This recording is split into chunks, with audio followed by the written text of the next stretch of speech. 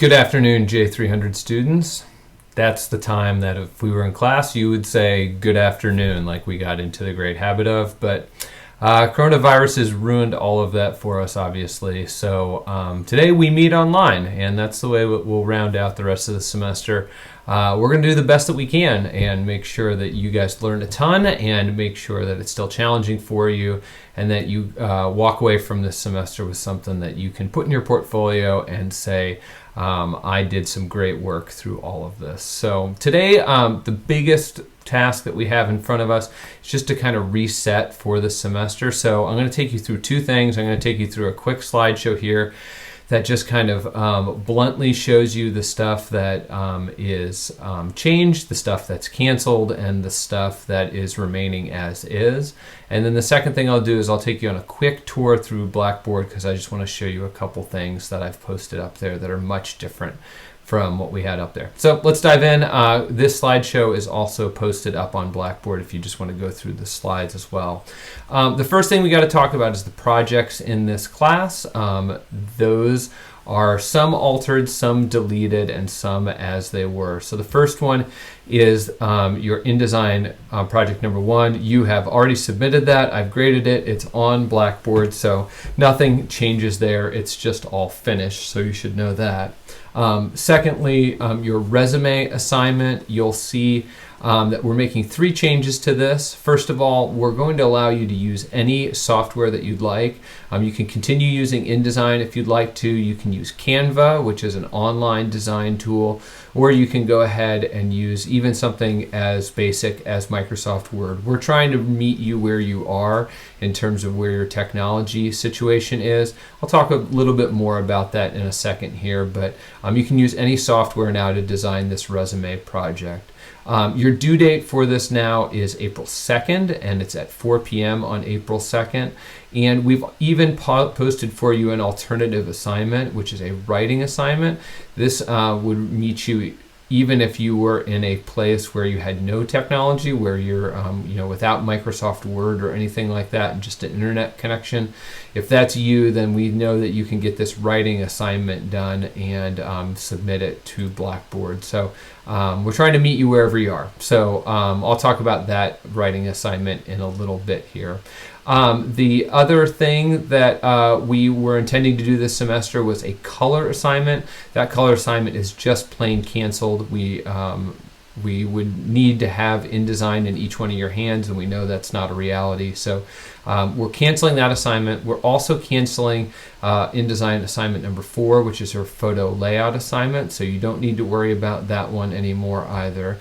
Your photo narrative, you've already handed this one in. I have not graded it yet, but you are finished with that, hopefully. So that has been submitted and the due date is already there. Your video postcard, this is changing a little bit as well. We had this assignment due in these few weeks that were coming after spring break, and so some of you probably didn't capture the video that you were hoping to capture for your your video postcard portion. So for that reason, we're going to go ahead and change this a little bit by giving you the option of doing a how-to instead. So you could do the video postcard if you've already captured your video of your campus location or your campus building. Stick with that, do that instead. But if not, then you can do a how-to video, and that is totally fine to give that a shot. I'll explain that a little bit more in detail in a few minutes here too. The due date for either of these assignments, whichever one you choose, is April 9th. The next assignment that we have is the Infographic Assignment. We're going to do this a couple of different ways now that we are dislocated. First thing is that we're going to go ahead and allow you to use any software that you'd like to as well. You can go ahead and use however you want to lay this out. It is your choice of what software you want to use. We'll talk again about the software in a moment here when we get to the software section. One of my big stresses that I stressed to you at the beginning of the semester for this infographic is that you would be creating all of your own visuals for it, meaning that you would go out and need to create your own photographs. We are not going to require you to create your own photographs anymore. Instead, we want you to go ahead and create visuals, whether that be charts or graphs or icons or things like that. But obviously with social distancing right now, we understand that you're not going to be able to go out and take photographs in that way, and so we want to give you space to do this the right way. We are going to put a special emphasis, though, in the class from here on out on copyright infringement, meaning if you're going to go ahead and use photographs that other people took, or if you're going to use data that other people gathered, we want you to be sure to give credit where credit's due and to only use images that are open to you in terms of copyright. So we'll talk a lot about that as we head up to the final stages of the infographic, and I'll give you some examples of things to do and not to do, but copyright infringement is going to be a big focus for us in avoiding that. And then the final thing is, I understand that many of you are away from KU's campus right now, and with that being the case, we are not going to ask that your topic necessarily be KU focused. I think there's still many of you who could do great KU focused journalism, but that may not be a reality for all of you. A couple other things I want to talk about in terms of how the course has changed. Before in the semester we had talked about the idea of having in-class quizzes. We're just going to go ahead and cancel those. You took one of those before we left for spring break. We took a couple wild stabs at you taking a second one, and that didn't work. It seems like this is just better canceled, so we are canceling it. You'll see that I've already deleted those points out of Blackboard. Also, we talked about at the beginning of the semester you taking an exam. The idea of this exam was that it was going to be a Scantron multiple choice test along with a paragraph section, kind of a critique section. We're going to mostly hold that the way that it was. It's going to remain a multiple choice and paragraph test. It's just going to happen on Blackboard rather than happening in person as a Scantron test. The date for that is April 21st, and that is at 4 p.m. We'll talk more about that as we get closer to that. Some good news that I wanted to pass along with you.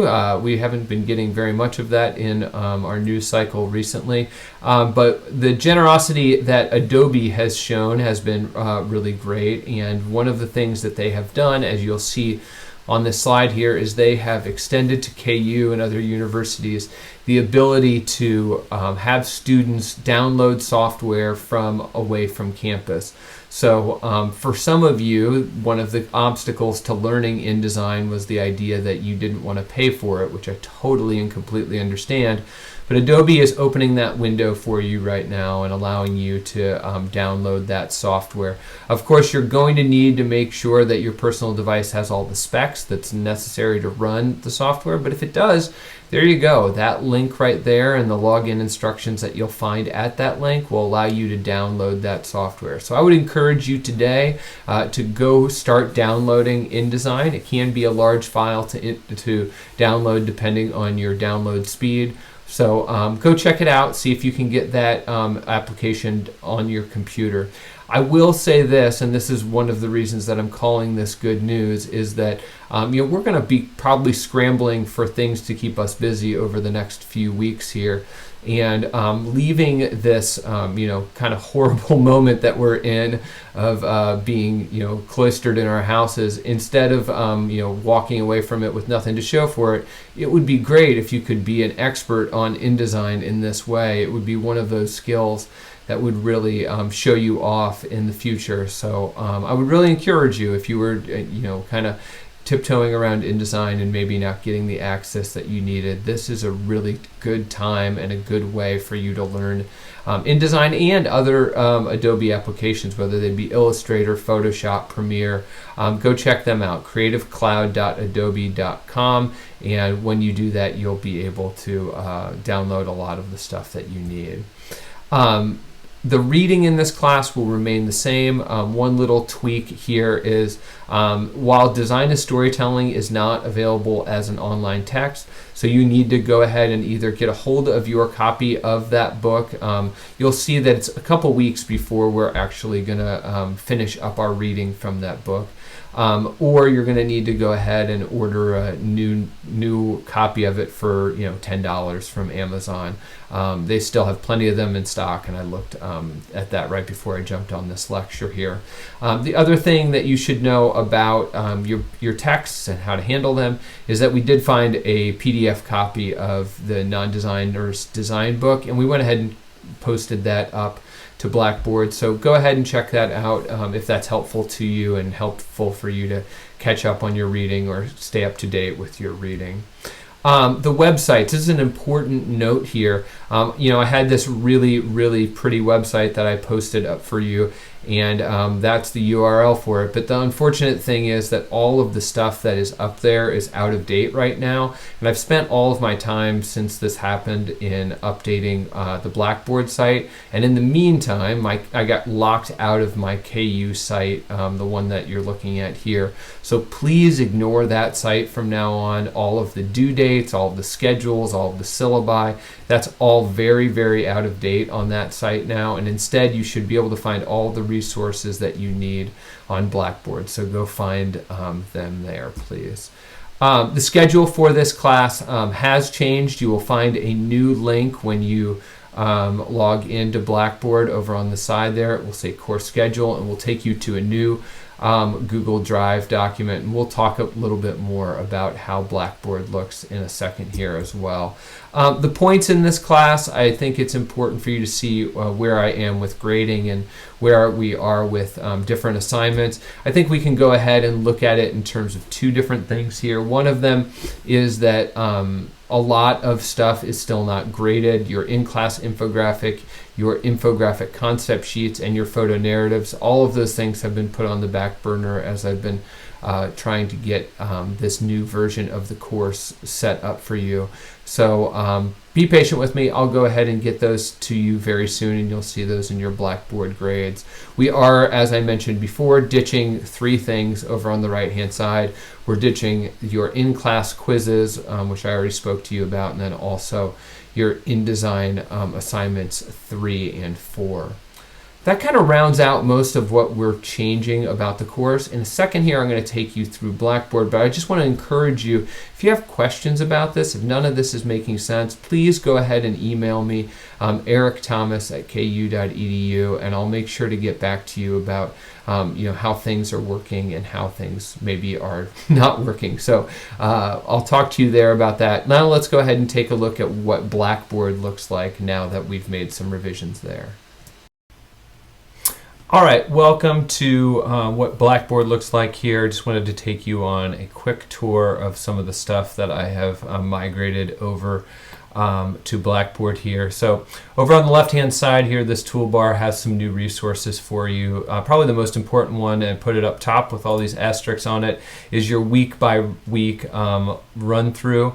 You're going to see on each of these weeks the lectures that we're going to cover for each week, the readings that we'll cover for each week, and then any assignments that are due for that week as well. You'll see as we get deeper into the semester here that links like this right here that aren't links yet will soon be links. As soon as I finish up this video lecture, I'll go ahead and link it there so that you can watch exactly what you're watching right now. And then over on the right hand side, you see the actual slide deck, so that if you click on here, you'll find the Google slides that are associated with each one of the lectures. So you'll have both the video format and then also the slide format as well.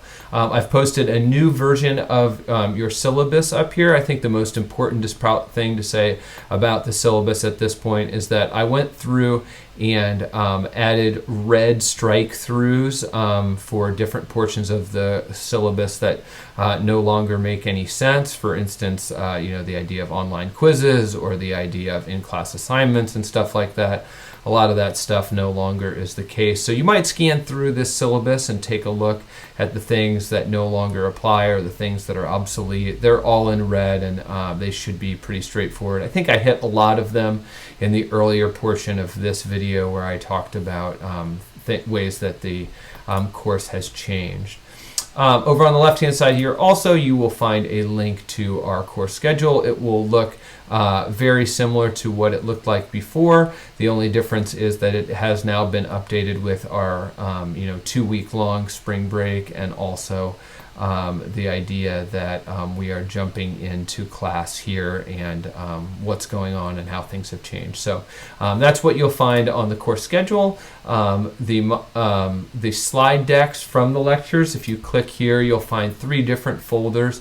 Inside here, you'll find a before spring break folder, which covers all the lectures that we hit before spring break, lectures after spring break, and then these are going to be lectures that will be delivered after the exam. So I put them in a separate folder just to help you get a little bit more organized about where you're at. So those are the lectures on the left-hand side here. This is the non-designer's design book that I mentioned to you. This is a way to read the book without purchasing it, so go ahead and use that as much as you would like to. Free InDesign access. This takes you to the KU website that shows you how to get onto Adobe InDesign or other Adobe Creative Cloud applications. So that is over there on the left-hand side here. You also have an assignments tab. This assignments tab will talk you through all of the different assignments and what different accommodations we've made for each of them. I want to talk about each of these briefly here while not going into total detail, because I think that the accommodations make a lot of sense. So let's start here with the project for the resume. The resume now has 2 options with it. You can continue, as we intended to at the beginning of the semester, designing your own resume. You can do that by using InDesign or Canva or any other application that you would like to use. So that is your choice. I've updated these slideshows down here to reflect how things have changed. And I've left all of the InDesign tutorial videos down here because I hope that many of you, like I said before, will continue using InDesign. I will say this, that if you're using InDesign, you're certainly building those skills, but it's also something that I'm much more willing to give the benefit of the doubt to somebody who's taking an adventure on InDesign and trying something new than I am on somebody who's using a Microsoft Word template or something like that. That doesn't seem to really use any of the design skills that we're trying to strengthen for you through the class. The other option for this project, though, is a resume critique. And what we're asking you to do for the resume critique is do a piece of writing. And we're giving you 5 different pairs of resumes here. And with each one of those pairs of resumes, we're looking for you to write a 200-word comparison of those 5 of each one of those pairs. So if you add up, 5 pairs times 200 words each, we're looking for about 1,000 words from you. It may seem like a lot, but it takes a lot of time to design a good resume, and so I think that amount of time that someone would use to learn InDesign, to you really crank up their resume and get feedback on it and rework it and revise it, I think that's equivalent to that amount of time. The assignment description is right here. It's just going to be a Google Drive document. It will show you each one of the pairs of resumes that you would need to compare to one another. So there's a pairing for A and B, for C and D, and so on and so on. And you can see little thumbnails of each one of those resumes down below here. So that's the second option for those of you who want to do not design a resume because you don't have the technology, but instead do a critique of different people's resumes. I'd much rather have you do the design one, but I understand if you need to do the other one. Down below here is a new outline of your video postcard or your video how-to. I'm not going to run through the video postcard very much, but I will go ahead and say this. It is really important that you understand that we are not asking you to return to campus to do your video postcard. If you already have the footage for it, that's absolutely great. But if you don't, please do not return to campus and step outside of your home unnecessarily during this tricky time. We really want you to be safe, so please don't misunderstand us here. We do not want you to return to campus to do the video postcard if you haven't already collected all of that footage. So hopefully that's really, really clear. To make sure that you don't feel obligated in that way, we went ahead and created a new assignment down here, and the new assignment is called the video how-to. The video how-to is a chance for you to make a video that could be done in your own home, right? You could, as an example, show us how to fry an egg, how to roll a burrito, how to wash your hands in this moment, but we are still looking for you to show off really good tight shots, really good wide shots, really good adventurous shots, things that you can show off that you were really hearing the different composition ideas, the different lighting ideas that we put forward in our lecture. So hopefully you will still make an adventure out of it. Hopefully you'll still make something really, really great out of it.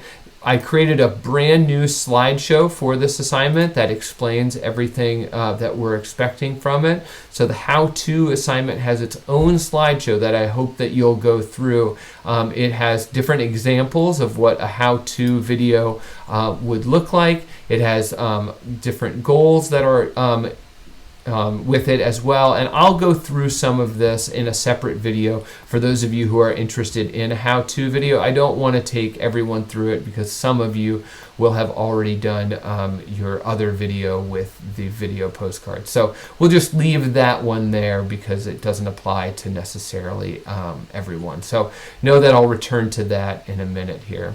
And then the final thing that we have on here is your infographic first draft submission. This is a chance for you to submit your infographic about 2 weeks ahead of when your final draft of your infographic is, and not only get feedback on what your infographic looks like, but also to give other people feedback. So what you're going to do is in a couple weeks here, you'll click through to this link, and when you do, you'll see that all of your names are split up alphabetically between A to W in the case of this class, and you'll go into whichever one of these is yours, and you'll go ahead and post up your infographic. You'll go ahead and tell us the question that you were trying to answer. For instance, this one here, let's just imagine I wanted to answer the question, how has social distancing affected members of the KU women's soccer team during the past few weeks during the COVID-19 outbreak?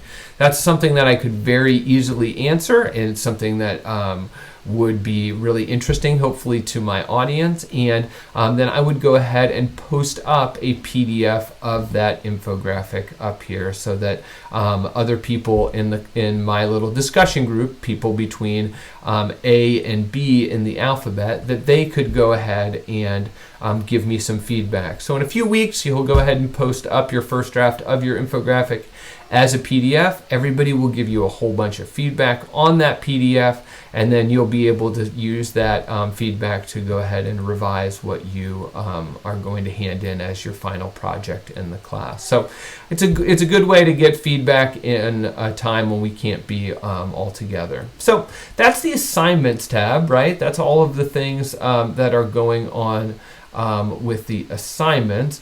The next thing that you'll see is a link to that discussion board, so if you want to find an alternate way of getting to that as well. And then the final thing here, obviously you can send me an email if you have any questions about what's going on in the class.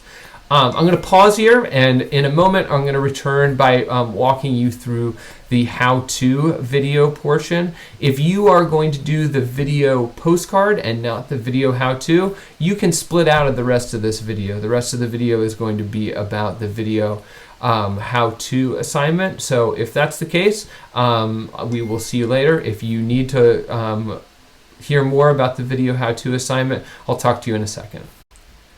Welcome back. I wanted to talk to all of you who are still interested in the video how-to assignment.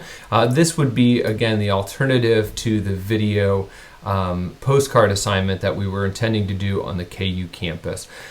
In short, this assignment is a chance for you to show how a process works for a anything that you could show off as happening within your home. I know this is a little bit limiting, but it's also a chance for you to be creative with something that you do really well, or something that someone in your house does a very interesting way as well. So I'm going to click through to the slideshow that explains the assignment in a second, but I do want to show you a couple other resources that I posted up here. The first resource is the actual how-to assignment, and this how-to assignment walks you through exactly what we're looking for, how this is going to be structured. I would really encourage each of you to do a detailed reading of this. I'm not going to read the entire thing through to you. I will highlight a couple things.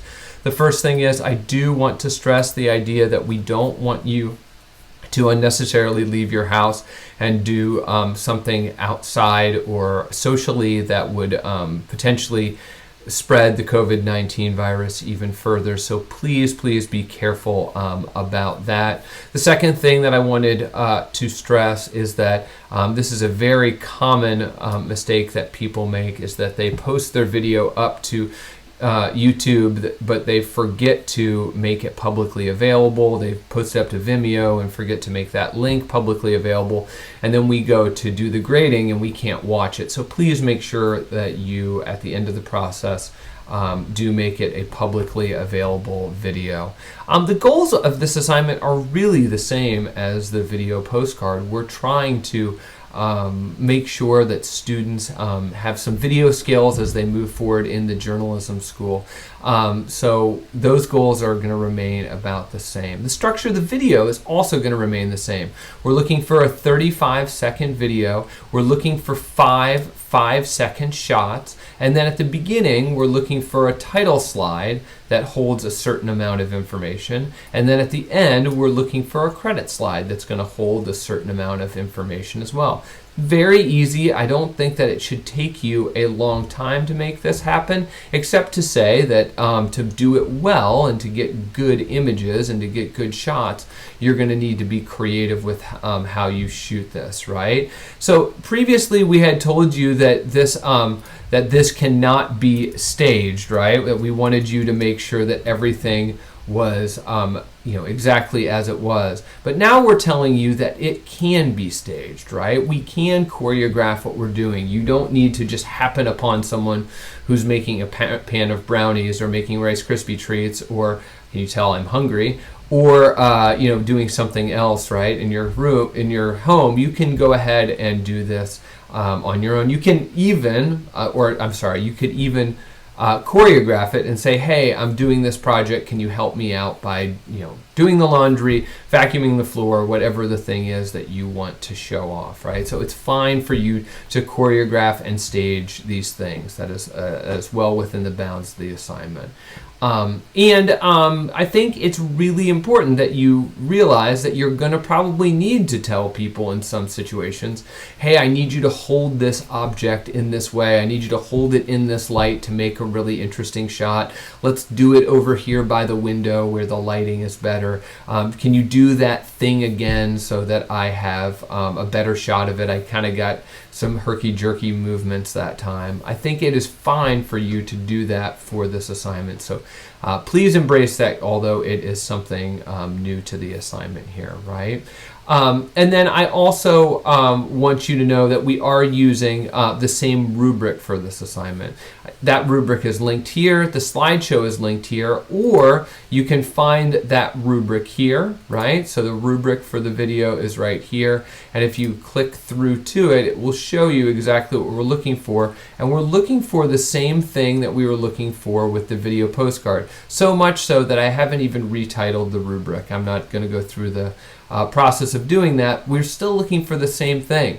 Does the project do these certain things? I think, again, the most common thing that it's going to be tricky for you is number 2, and that's why we'll spend a second on that here, is the idea of keeping that camera steady, right? That we want to have that camera stationary, even though your person might move through the frame, even though someone might be moving within the frame. Going ahead and holding that camera steady and stationary. That is one of our goals of this assignment. So please make sure that you continue to do that. The other one that was most tricky for the video postcard assignment was the idea of there being action or movement in each of the shots. Well, that should be really easy for you, right? You're doing a how-to video, so people are probably going to be moving in and out of the frame. They're probably moving in the frame. Their hands or feet or whatever it is going to be moving. So we want to make sure that that continues to happen, but it shouldn't be particular challenge with this assignment. You should be able to make that happen. No big deal. And then the final reminder, oh boy, don't shoot vertical shots, right? We want to make sure that we shoot horizontally. So, so that's your reminder about what the rubric's asking for you to do. And then the step-by-step process, I went into like kind of an insane amount of detail here because I understand that you are away from campus and that I don't get to help you in person. So I went through and said, like, here's exactly what I would do if I were you. And it, you know, it has how many steps? It has 16 different steps that you would need to get all the way from start in this project to end in this project. So this is just meant to be a really kind of insane OCD example of how to make this project happen from beginning to end, right? Let's talk about the slideshow for this assignment, right? What are we going to be actually looking for here?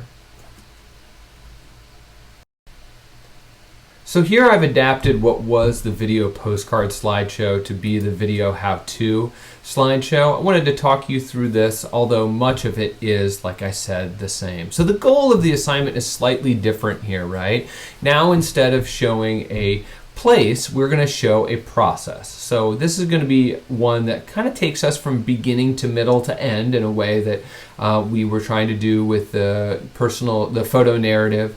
In a way that we read about a lot in design and storytelling. We're going to try to do that with a video how-to. It's not going to have probably emotional arc or narrative tension in the way that we've talked about good storytelling having, but maybe you can instill a little bit of that in there as well. What are the goals with this assignment? It's a process, right? That's what we're trying to do, a process rather than a place. The resources are basically the same as the video postcard assignment. Your camera, you're going to still need that, and you should refer back to the lectures on videography, right? I still think that Rush is your best solution for learning how to put a quick video like this together. Sure, you could lean back on using iMovie or something like that, but do remember we're trying to give you some new skills here, and this is one of the ways that you could grab some new skills and get more comfortable with the Adobe platform as well. The reminder here, of course, is that you only get 3 video exports from Rush. So if you start working inside of Rush and you quickly make a bunch of kind of careless exports, you're going to at some point perhaps run into the idea that you can't export any more videos. Now, I don't know how Adobe's treating Adobe Rush, whether it's part of that free software deal that they've got going on through this semester, but that's just a fair warning that perhaps they're not, and if that's the case, I would limit the number of downloads that you're using, or the number of exports, I'm sorry, that you're using to create your project, right?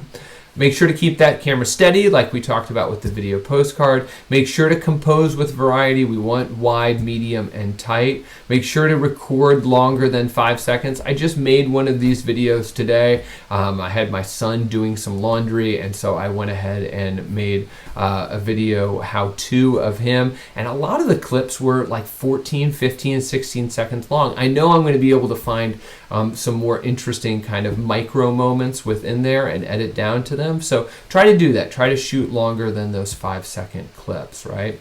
April 9th is your due date for this, as we talked about, so no surprises there. I made a gallery of examples here. I'm not going to be able to play them through this. I can't play a video within a video because I think a lot of these might be copyrighted, but you'll be able to find this in the slides for the video how-to through Blackboard, and you'll be able to see videos of people making coffee, which I think are really kind of visually interesting. There's a really interesting one here of somebody starting their morning, and you see a variety of different shots within that video how-to.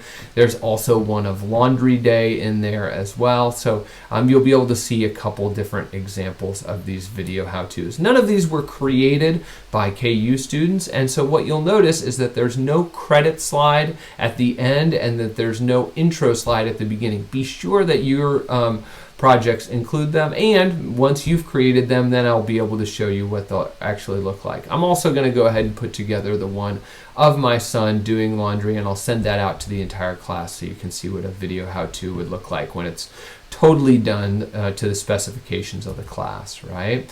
Same list of pitfalls with the video postcard. Make sure that you shoot this thing horizontal. We don't want to shoot it vertical, right? We don't want to make a slideshow. We don't want still images of an avocado when you're going to show us how to make guacamole. We want to see things moving within the frame. So don't make still images be part of your video. We want movement happening in each one of these frames, right?